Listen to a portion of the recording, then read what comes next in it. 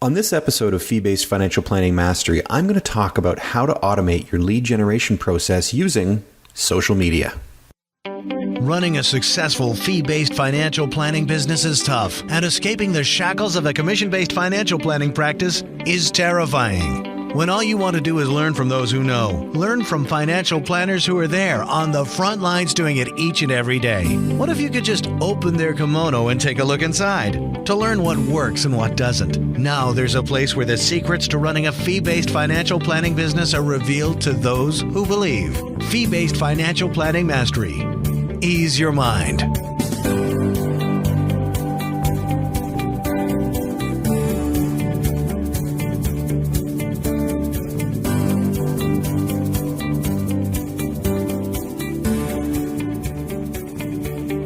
Hi everyone, it's Scott Plaskett here, and thanks for joining me. In this podcast, you will learn what's working and what's not in the world of fee-based financial planning. In each episode, I'm going to open my kimono and let you take an insider's look at what's working and what's not in my practice to help you take your business to the next level. I've been a fee-based certified financial planner since the early 90s, so believe me, I know the challenges you're facing. So get ready to learn not from a teacher, coach, or guru, but from a colleague who's on the front lines just like you.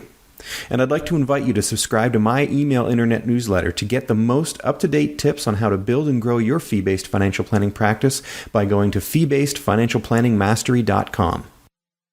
Hey everybody, and thanks for joining me today on Fee-Based Financial Planning Mastery. Listen, I wanted to talk to you just about a little bit of what's been happening in my life. I'm going to talk about today. I had an interesting day with an interesting meeting and an interesting new client. So basically, it was a client who was really quite happy with her previous advisor, investment advisor, a broker that she's been working with for well over 10 years.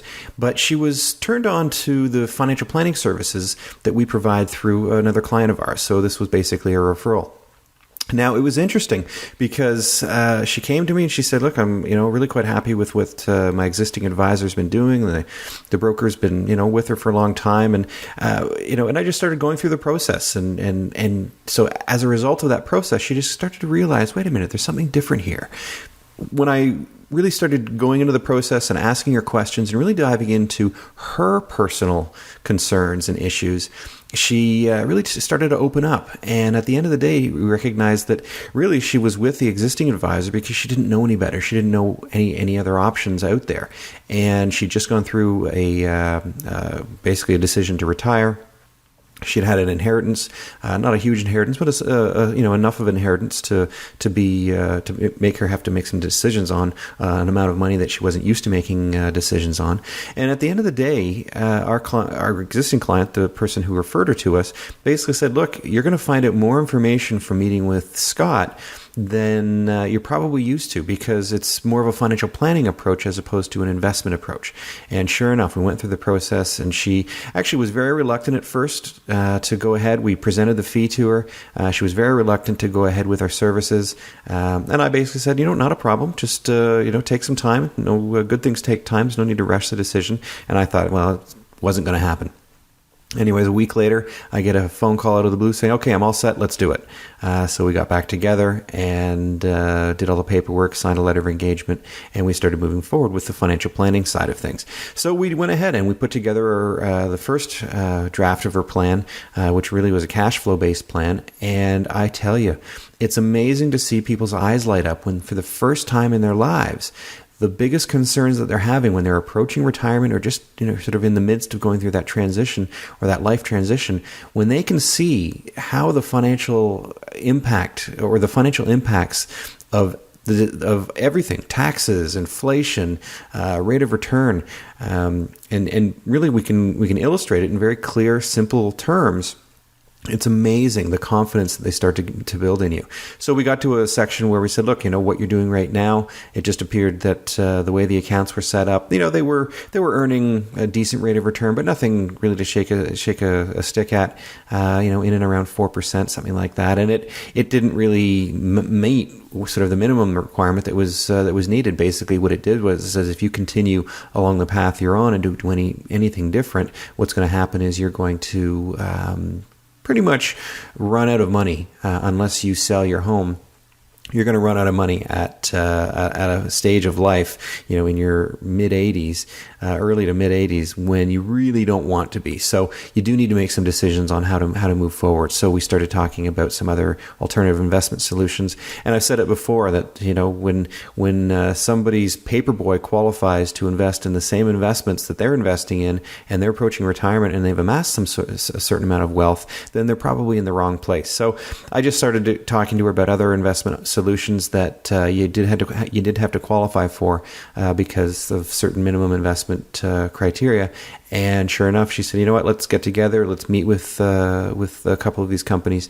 And we went ahead and the next day met with them, and that was today.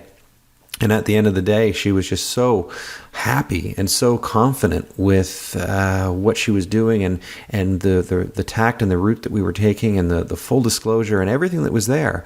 I tell you, she is just a raving fan right now. So that was kind of an interesting one for me. I mean, it's always fun to get those clients where, they're a little reluctant at first, but I tell you, it's interesting from a fee-based standpoint. When you're coming at things from a financial planning perspective, you almost want to have clients who have had an advisor before, so they can actually see the difference that you bring to the table.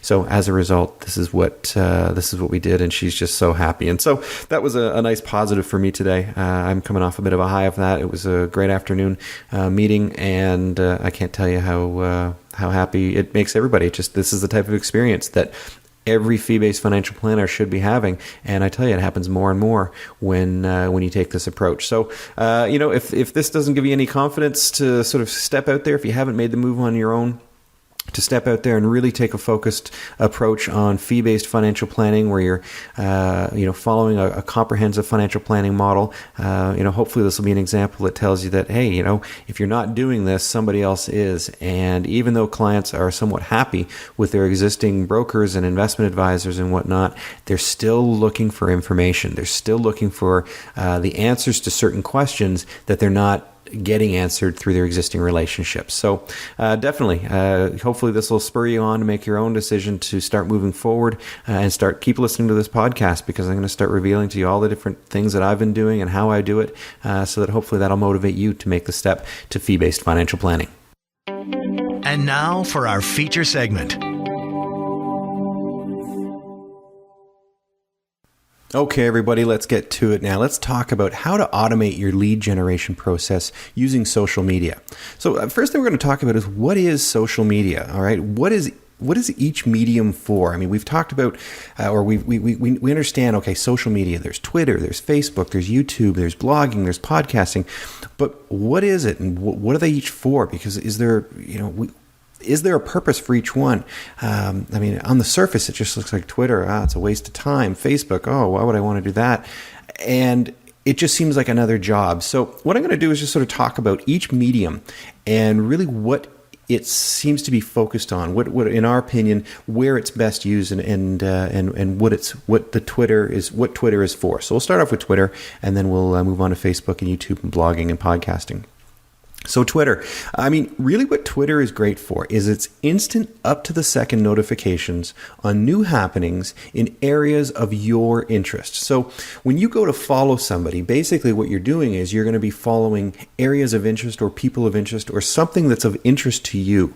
So it's interesting. I'll give you an example of how I really got turned on to Twitter, and it really it impacted me on how powerful this medium is. There was an earthquake that started in the DC area and traveled all the way north up into where I'm at, which is north of Toronto.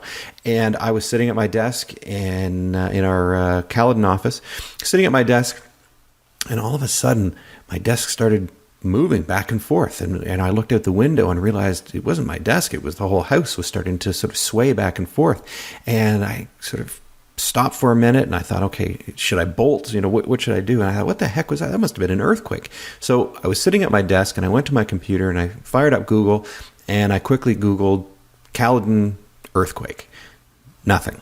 I went to one of the local news, or a main news company's website. I think I went to CTV, which is a sort of a local national news in Canada here, and went to nothing. And I went to Yahoo, and I just started, and I thought, well, there's nothing there. But I happened to have my Twitter account up. So I went into Twitter and I quickly typed in Caledon earthquake, or earthquake, I think the term was. That I just typed in the word earthquake. And all of a sudden, boom, boom, boom, there was like 20, 30, 40 entries of people saying, hey, did you feel that? There was an earthquake. There was an earthquake. And I quickly tweeted something out that, yeah, I felt it up here. And all of a sudden, all the information I was looking for came through. Read through all the information. I must have been there about 5 minutes or so. I went back to some of the other news sites. Sure enough, there was nothing there. So the speed at which people were communicating back on Twitter was amazing. And I thought, well, that's interesting. I mean, that was sort of an area or a topic of interest that I needed to find out about. So searching in Twitter was possible, and it gave me some instant updates as well. It's a great tool for if there is something of interest. I mean, that's what you do. You follow the people of interest. And from a social media standpoint, from a lead generation standpoint, that's what you want to do. You want to actually get people to follow you because you're an area of interest for them. So now we're going to talk about Facebook. So where does Facebook fit into all this? I mean, Facebook is actually a powerful, huge, huge thing. But basically what Facebook is Facebook is a log of content, sort of new content from people and companies you've elected to associate with. So it could be from your friends, it could be from companies that you like, it could be from certain things. You can also, really what you're looking at there is, I mean, it's all about the like factor. And so when you are basically in Facebook, you're wanting people to like you, and if they like you, then they're going to start to see the feeds that you're putting out. So you're on Twitter, or people are on Twitter because I was still talking about Twitter. You're on Facebook, and people are on Facebook because they're wanting to follow the happenings of certain people or companies that are of interest to them. So, I can use an example of that. I was interested in a new restaurant that was in the area. So I went onto Facebook, and I went because my curiosity was, well, if people really like the restaurant, then they're going to like the restaurant. So sure enough, I went in, I found the restaurant, and there were a whole group of people that had liked it. And I thought, wow, they're all different people. None of them were my direct group of friends, but people did like it. And I thought, well, that's interesting. So there's social proof. And really, in Facebook, it's all about social proof. So if you can garner a lot of that social proof for yourself, then when people, if they happen to search for some of the content, or if they like some of the content that you're putting out there, then it might motivate them to somehow take it to the next level and find out more about you and even get together with you. Then we're going to talk about YouTube. So YouTube, what is it? Well, I mean, we all know it as the sort of a video sharing site. Well, it's a communication sharing consolidator, and it really allows you to subscribe to video content from providers who are of interest to you. So it could be certain sport activities. I know I subscribe to a couple of, I'm a water skier, so there's some water skiing ones, there's some mountain biking ones, which I'm also interested in. But basically it's a great place to get some information in a different format, which is a video format. So an example where you might want to use that, you might want to host some of your webinar content there, and you can even host your podcast content. So if you've started a podcast, then you can host those there as well. Now, if you're doing a video podcast, then you can put the video, and if not, then you just put the audio up there with an information screen that stays on as well. So just another content consolidator that you can take advantage of. Now, blogging, it is a fantastic medium which really allows anyone to post their views on specific topics, and then you can follow their writing. So if there's a journalist or somebody that's got a topic of interest to you, and you happen to like their writing and like their opinion and like their views, or maybe you don't like their opinion and you don't like their views, but you're still interested in it nonetheless, then you can actually follow their blog writings. And so that's what the medium is all about. It's, again, another content consolidator for a certain person or company's views. An example of that, if you just want to check out Mashable.com, I mean, that's a great blog because it's got topics on all different types of things, and it's a nice example of that. And then finally, we're going to talk about podcasts.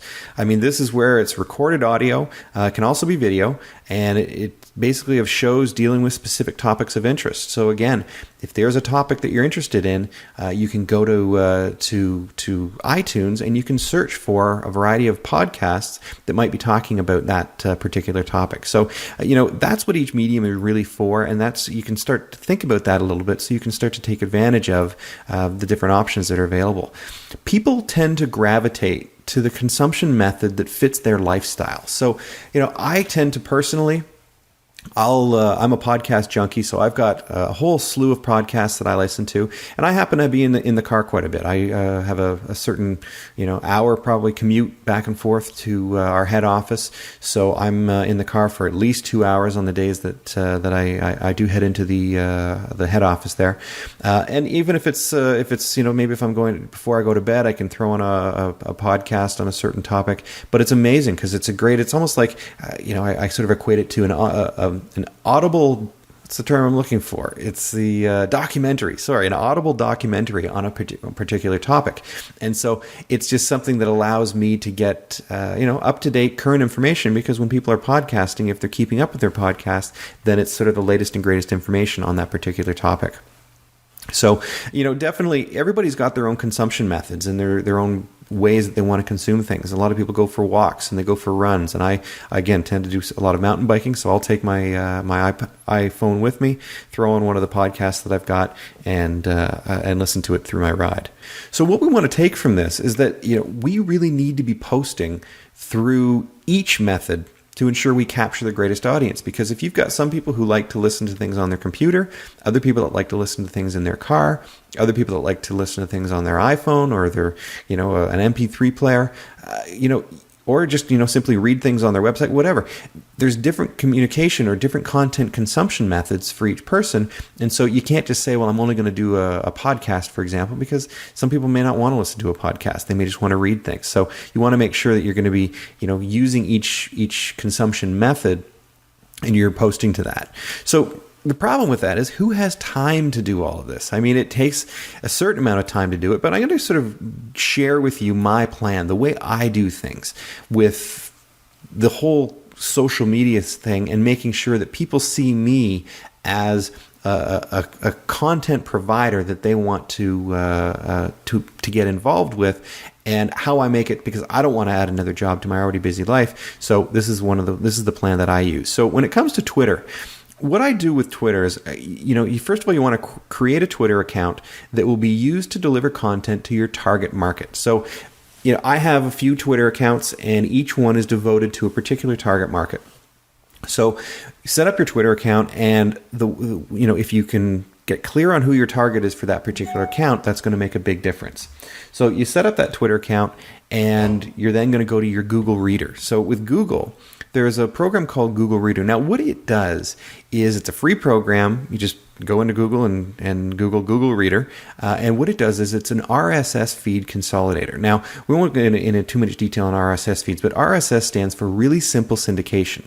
And so what it does, it's the opposite. If you have opposite of what you'd think. So if you have a blog or something a website that you like the content on, that you go back to on a fairly frequent basis, what the Google Reader will do is it will actually pull in to you anytime there's new content on that particular site. So create a Google Reader account, and then create a folder of various websites that you go to consolidate the content of interest to your target market. Now you've got content that you can start to talk about in your Twitter feeds.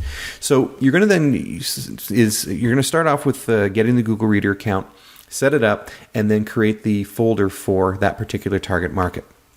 Then you're going to create what's called a tweet inventory. And the tweet inventory, it sort of contains all of, a lot of things, relevant quotes, relevant statistics, topics on your blog, topics found in your Google Reader account, so what we just talked about, event notifications, and then, certain tweets that you can put in the inventory about marketing your services. Now, you want to be limited on that, because you don't want to be seen to be selling or marketing too much. You want to be, Twitter is, you want to be focused on providing valuable content that is not self-serving. So, really take a look at that. Create your tweet inventory, because it's going to come in handy when you have your weekly routine. So what I do every Monday morning is it takes me about 15 minutes, and I open up my Google Reader account, and I start just going through the folder particularly devoted to that particular Twitter account, so that particular niche. And I start going through it, and I look for content that has been delivered to my Google Reader account that's of interest to that particular market. Takes about 15 minutes. You get however many you want for the week, and basically then you're going to put it together, and this is now part of your content that you're going to be sharing via Twitter. So the question then is, how do you share it all? Well, there's a variety of programs that we've gone through and we've tested. Some work really well. Some really don't work very well.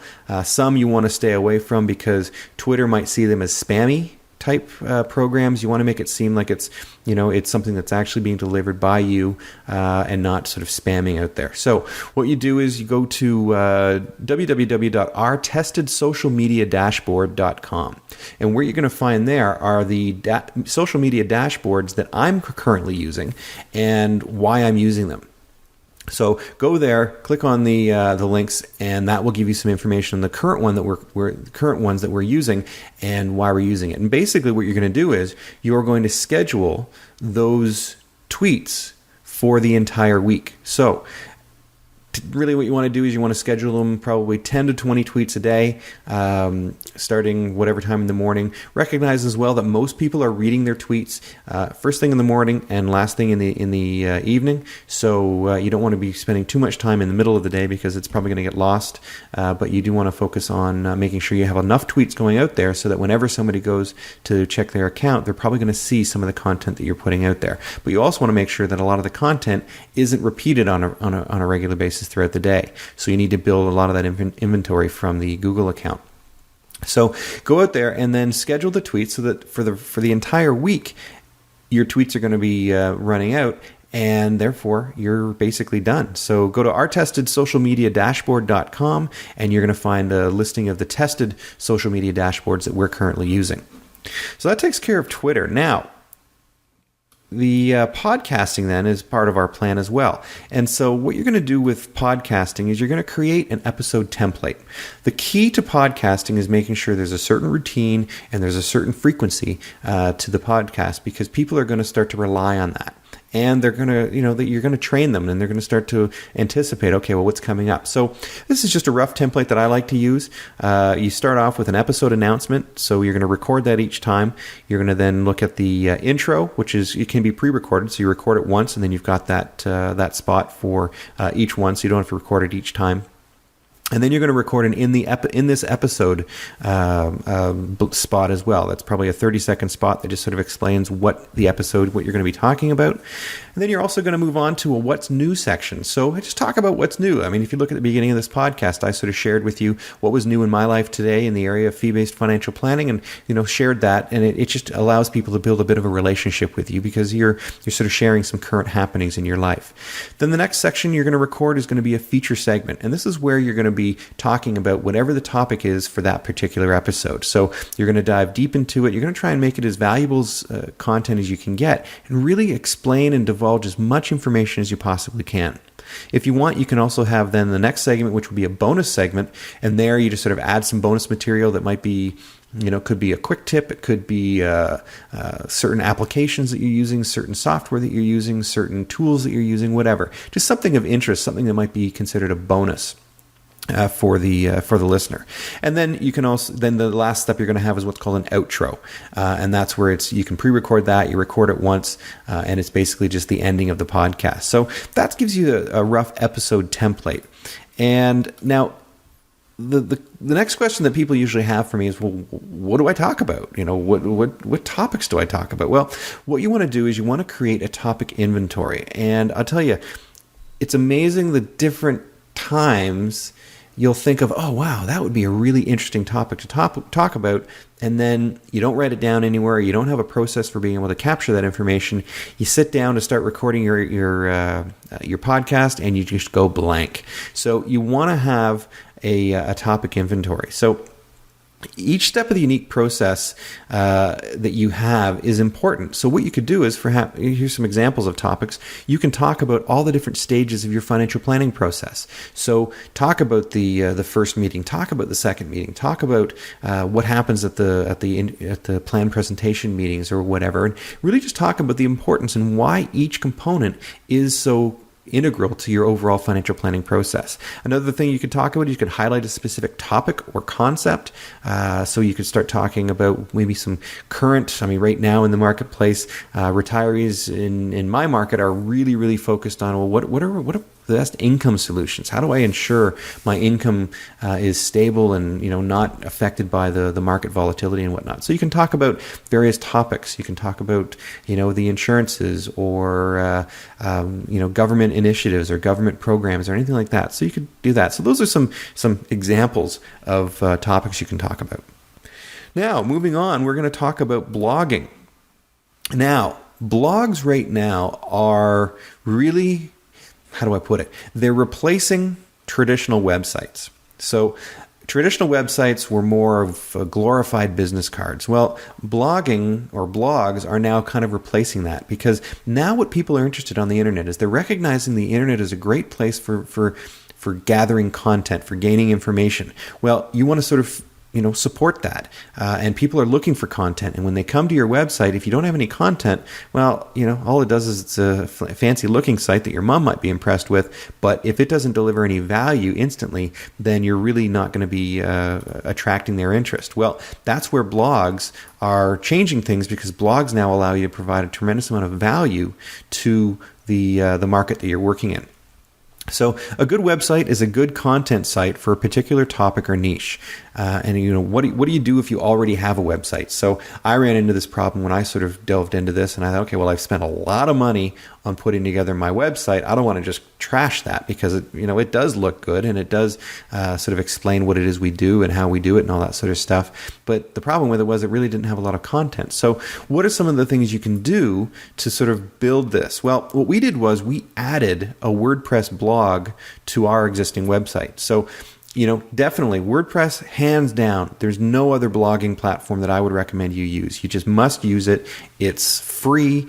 It's got so much support. There's so many plugins. There's so many added programs you can do. There's just nothing you can't seem to do with WordPress. And it's, it's just probably the easiest one that I've ever come across using. There are other ones out there, but the reality is the support that WordPress has behind it, it feeds right into all the search engines, and it's an amazing program, and the fact that it's free just blows me away. So what you'd want to do is you either want to add a WordPress blog to your existing site and then just add the blog button onto your site, or you can, if you want to, you can just replace your entire site. So if you don't really like your existing site, then definitely go ahead. You can just replace that site with a new site. Point your URL to your new WordPress site and just start building it that way. It's so easy to use, and they're with all the different different plugins and themes and looks and feels you can make with it. It's just basically point and click, and boom, it just looks fantastic. WordPress, really, I can't stress it enough. It's the only program that you want to be using when it comes to content management. It's 100% free, used by serious companies. I'm just going to list for you. I just went through and Googled, who's using WordPress for their website. Well, here's the list. Top down, it's the New York Times, CNN, Forbes, Reuters, McLean's, General Motors, UPS, eBay, Sony, Volkswagen, Yahoo, Dig, Ford, People, Samsung. These are serious Fortune 500 companies in many cases that are all using WordPress. So you can't go wrong if you're following that. So the thing is, though, you've got to host your WordPress site somewhere. And not every host is set up for WordPress. So again, what I would do is I've gone through, I've got my old site, which is hosted at a completely different place. And when I found out about how easy it was to host your own site and how inexpensive it was compared to what I'm paying on the other one, I couldn't believe it. So we've gone through and we've tested out a whole variety of web hosts. So what I would do is go to www.ourtestedwebhost.com, and there you'll get a listing of who we're currently using for the sites like this. And for what we're talking about here, you don't need to go and blow your brains out on a big, powerful, sort of dedicated server host. A shared server platform is fantastic, but you want to make sure that you're with a very reputable one. So go to ourtestedwebhost.com and you'll find out who that is. I think ours costs us $5 or $6 a month, and you can have as many WordPress sites as you want on that particular account. It's just amazing. And the greatest thing about that is that the site, they have a one-button setup where you basically activate your account. You go down, you find the WordPress logo, you click on it. It says, do you want to install WordPress on this particular host, on this site? You say yes, and it just says, okay, what do you want your username and your password to be so you can log in to use it? And boom, you're good to go. It basically sets the entire thing up for you. Safe, secure. It's a one-button click. It literally takes less than 5 minutes to set up. It's an amazing program. So definitely go to ourtestedwebhost.com and you can get your WordPress site set up. And literally, you're set up in minutes, and you can start posting your blogs and your content from that point. So now, what do you put on your blog? Well, I would write 500-word opinion articles or how-to articles.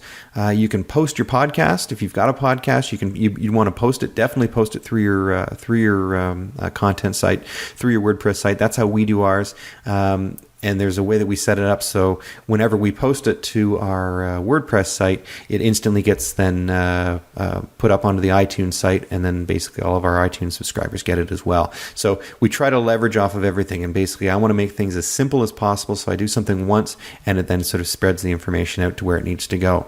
You can answer common questions with your blog posts. So if you know that there's certain questions that seem to be coming in, what I would do is go and check your inbox and see what kind of emails are coming in from clients and what questions are they asking you. So you can start to answer those questions in your blog posts, and then you can start to share that information with your clients, with other prospective clients, and anybody who's interested. People start Googling certain questions, and if you've answered that in one of your blog posts, because you're using WordPress, it's going to then feed that information into Google, and it's going to already archive, or it's going to index that through Google. So when people start searching for it, they may just come across your site because you've already answered the exact question. Remember, Google ranks you based on relevancy. And if the person's search criteria very, very closely matches the topic and the content that's in the WordPress post that you put together, then your relevancy goes way up, and that means that people are going to start finding out about you more and more. So the more posts you get, the more chances you have of being raised up higher in the search engines. And then you're going to promote valuable content. So you can promote things like free reports, free videos, any sort of incentive that you can put together. And the purpose of the incentives, the purpose for the free reports, is to, and we've talked about it or we'll talk about it in future podcasts, but you want to start building a database, an email database of people who are interested in your information, your content. So you can say, look, I've got this free report. If you want to get a copy of it, just, give me your email address and I'll send it right out to you. And you set that up, you can set that up, and your autoresponder takes over. It sends it right back out and says, here's the report you're asking for. Now you've got that information, you've got that person on your mailing list, and you can start to build a relationship with them. So that takes care of the blog, from, what to put on your blog. Now, the other question is, what's the best way to set up your blog? And we talked about that as well. Definitely WordPress. Definitely go to ourtestedwebhost.com, because it's going to give you a direct link to the current company that we're using, which basically gives you that quick install for WordPress. And I tell you, literally within a few minutes, you'll be up and running. And then the next question is, well, how do you make your blog look better? Because I will tell you, when you do set up your first WordPress blog, it looks kind of crappy. It doesn't really. It's got sort of a generic look and feel.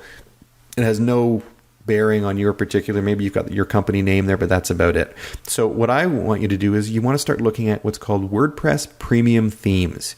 And premium themes are complete websites in a template. And what they do is they change the look and feel of your website. They give you control over it, so you can change the color, you can change the font, you can change the the way it shows up, where the columns are. It's amazing what you can do. It's all pre-formatted into these great themes. So we've tried a whole variety of themes. The best ones we've been able to find, again, are at www.ourtestedwordpressthemes.com. And there you're going to find a listing of the current theme companies that we're using. And now the companies that we're using them for a reason. These companies keep their themes updated as WordPress keeps on, evolving, and more added features keep on getting added to it. You want to make sure that the theme you're using can keep up with the WordPress version that you're on.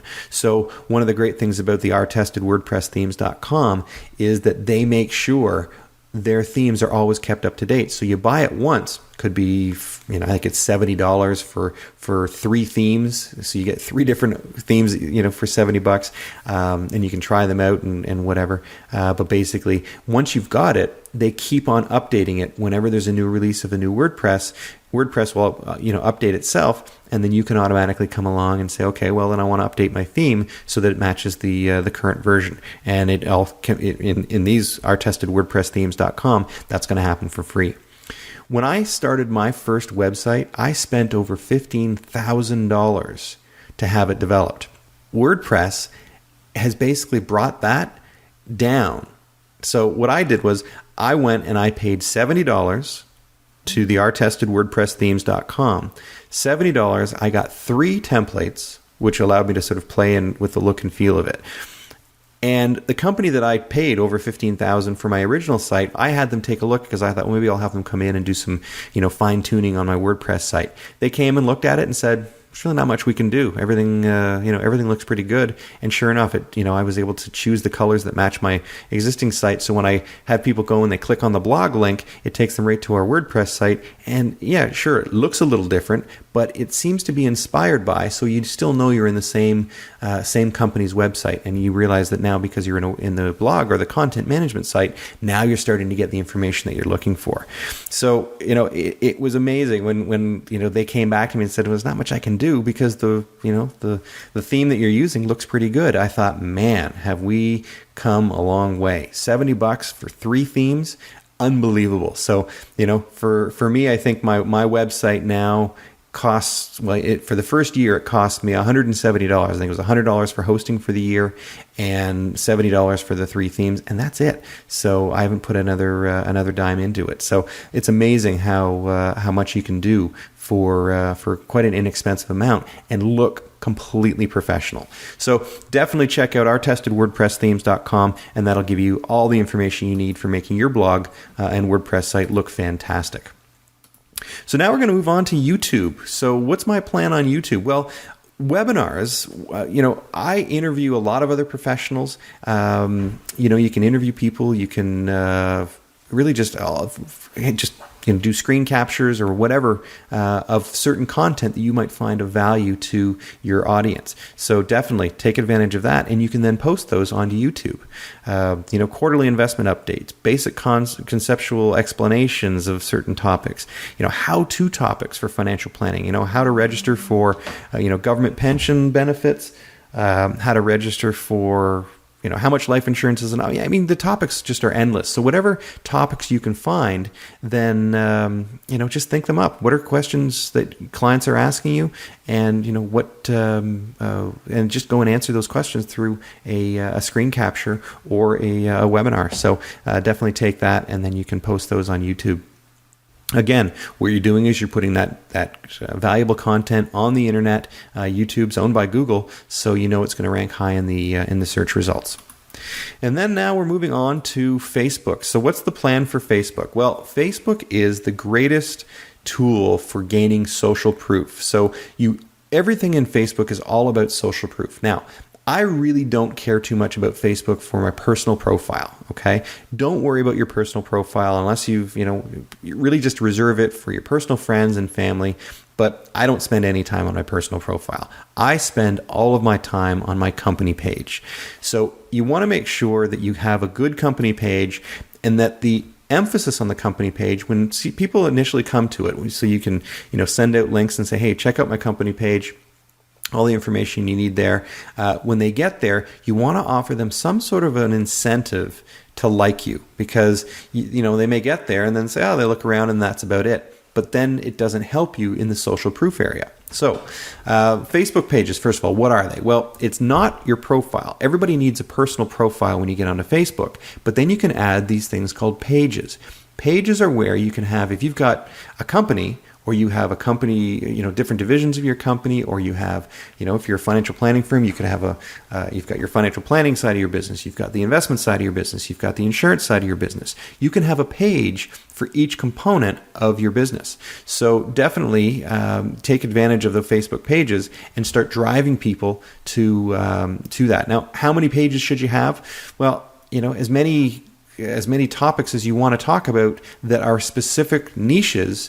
You can have one for if you have insurance in your practice and you wanted to have one for life insurance, for long-term care insurance, critical illness insurance, disability insurance. You can have a page for each one if you wanted to, if you find that that's going to be a greater value for you to be able to share the content that you want. Now, the thing you've got to remember with pages is that you do have to somewhat keep them updated, and the more pages you have, the more work it's going to be to keep those updated.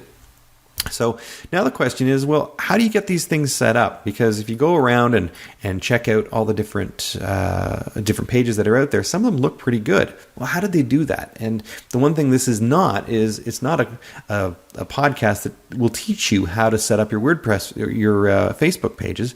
It's just not something that we do. And to be honest with you, I don't really care how to set it up. I don't want to learn how to set it up. That's a waste of my time. My time is definitely spent better developing content. So what we've done is there are certain people that we're using for setting up our pages, and you want to check out ourtestedfacebookpagedesign.com. That's ourtestedfacebookpagedesign.com. And what you're going to find there, you're going to find the companies that we're currently using for setting up our Facebook pages.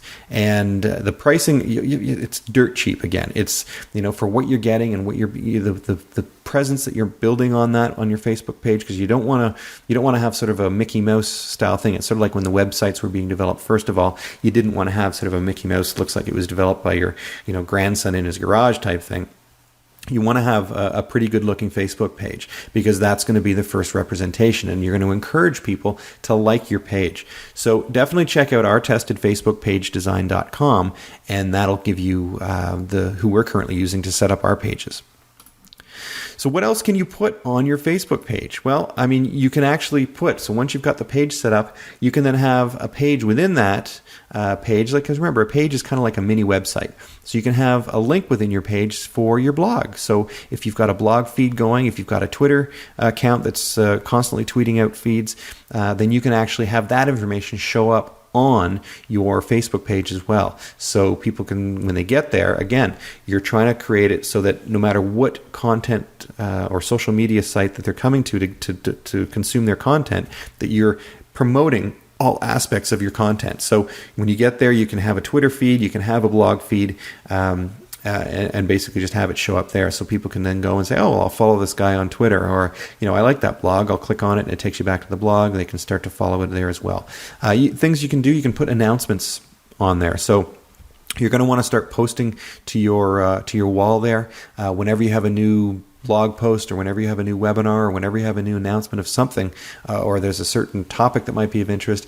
Put it on there. Limit, what you put on your Facebook page. People are looking at Facebook, remember, as a source of valuable information. There is more content you can put on Facebook than you can Twitter. Twitter's sort of like the quick blasts of information, but on Facebook, you don't want to sort of inundate it. Probably 1 or 2, maybe 3 at most posts a day would be more than enough, but make sure that whatever you post there is good value. So the key on your Facebook page. Now, this is something I didn't know at first. And when I really started looking at it, I started really recognizing how social proof works. And social proof is really all about the number of likes that you have. So it's critical when you're working on Facebook that you give people an incentive to like your page. So basically what you say is, look, if you want a free report, or the access to these free videos, or this online calculator, or free information on all these topics, then like me, and then I'll release it all to you. So basically, all they have to do is click on the like button, and boom, they get instant access to all the information. So, if you do have a blog and maybe you want to keep that sort of quiet, then you can say, look, I'll release the blog information to you if you like me, or I've got a report. And generally, the reports tend to work really, really well, or the free videos. That tends to work really well because all they have to do is like you, and then boom, they get instant access to that. So definitely take advantage of that. So why do you want to do all of this? Why are you spending the time on social media to try and build all these different presences on, the presence on, Twitter, Facebook, YouTube, all this sort of stuff? One reason. There's only one reason why you're wanting to do all this, and that is simply to capture their email address so you can build a relationship with them before they become your client. And the them I'm talking about are anybody that is interested in your particular content, your niche. So anybody in your target market, you want to promote items of interest and content of interest to your particular target market. And in exchange for that content, you want them to give you their email address so that you can continue to automate the process of communicating with them. People want to do business with the people they already feel comfortable with. Give them the opportunity to build a relationship with you first, then give them a call to action. So everything up front, it's all front end loaded with giving good content so that people can start to build a relationship. People are so jaded these days with the financial industry that they feel like, well, yeah, everything that looks good sometimes isn't good. Well, prove to them you're good first, and then they're going to give you your business, or give you their business. So definitely, calls to action will come later in the process once you've started to build a relationship with them. So with all of this information, definitely comment on any of this. Do you agree with it? Do you not agree with it? Do you find it of value? Did you find it useful? Did you find it useless? Let me know what your thoughts are on this. So comment on the blog post or the podcast episode. Go to the episode, go to the show notes, and at the bottom there's a comment section. I would love to hear back from you on what you're finding of value with this particular topic. Did this provide you with information? Is there information you want me to expand on? Let me know, and I'd be more than happy to do that. So please comment with any questions you may have on this topic, and I'll get back to you with some responses there. But let's just start building a community here. We're all here to help each other, and my goal is to get this information right back out to you, to tell you what's working for me, to let you know what's not working for me, so that we can help build a better industry. So definitely take advantage of the comment section. Go to fee-basedfinancialplanningmastery.com. Click on episode 1, go to the bottom of that, put your comments there. There you can post any questions, anything. Just make sure you start engaging with me, and we'll get information back out to you as quickly as we can. And in future podcasts, who knows, any questions that you may have, perhaps that'll be the topic for the future podcast. You've been listening to Scott E. Plaskett, a certified financial planner and industry veteran in the world of fee-based financial planning. Want free resources to help you build a better fee-based financial planning firm? Visit ilovefinancialplanning.com right now to register for Scott's Inner Circle email list, where you'll get front-of-the-line updates on the latest resources that are driving profits to Scott's fee-based financial planning practice. All of the resources are pulled directly from the highly acclaimed Fee-Based Financial Planning Mastery Academy. Go now to ilovefinancialplanning.com. Build a better business and make more money with your fee-based financial planning practice today.